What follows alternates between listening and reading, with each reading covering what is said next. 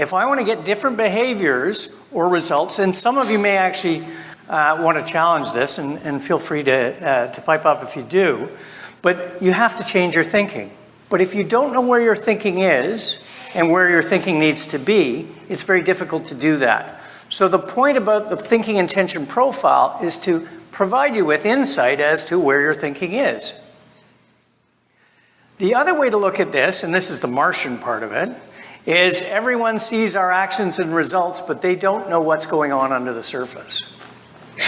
In fact, they judge our actions and results not based on our thinking, but actually based on their thinking. And so this is how we get a disconnect with people in the workplace when they don't really understand what is the thinking that's going on. So the intent behind this was to create a tool, a usable tool, that would enable people to think better in the workplace, to make decisions, to solve problems, to innovate, and in particular, innovation. And so what they did was they listened to the questions that people asked in the workplace and categorized them broadly into judging what is right, describing what is true, and realizing what is new. So in blue thinking, as we refer to it, we are focusing on what you should do. And it's about interpreting the facts in order to formulate an opinion and come to a conclusion. Now, there's a tension here between right and true. And we're living that tension in this day and age. And more so than I have ever seen before. The tension of fake news, the argument of fake news, because what people are doing is they're spending more time in their interpretation and less time in gathering the facts in red. Judging what's right, describing what's true, and realizing what's new actually breaks into what we call hard and soft thinking. So green, red, and blue all break into hard and soft thinking.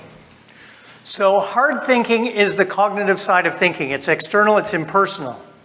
It's thinking from the head. Soft thinking is the affective realm. It's very subjective, it's very internal, it's very personal. It's thinking from the heart. So your profile goes deeper into what we call hard and soft. Another way to look at it is the realm of hard is management. The realm of soft is leadership. And you cannot have only one or the other. It has to be a combination of both to be truly effective. You have to have management and you have to have leadership. It is about the integration of those two things, the ability to bring those two things together. There are 10 common processes that people have to work through. We all have to do these, whether we are creating the grand strategy of the business or we're creating the strategy for our career. You need to use the strategy map. So take the time at some point to go and say, which ones of these are challenging for me? Because in your online profile are the processes for all of these, the thinking processes for you to be able to think through them. And I leave you with the last one here, which is the selling map.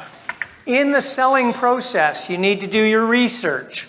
You need to figure out how you're going to make contact, and you need to determine what's in their interest before you go into the blue realm of convincing them, raising their desire, and responding. And people lose sight of that. Because if I'm selling you something that you don't need and you don't want, then I shouldn't be selling it to you. Because selling is getting someone to want what they need. And if you're in a career transition, for example, you need to do your research on the companies that you're interested in. You need to figure out, how am I going to make contact with that person? Is it email? Is it networking? Is it what? All of those sort of things. And I need to figure out what's in their interest. And then I need to show them, prove to them, that I can deliver what they need. And I need to raise their desire to accept me more readily. The same thing goes for your thinking in the workplace.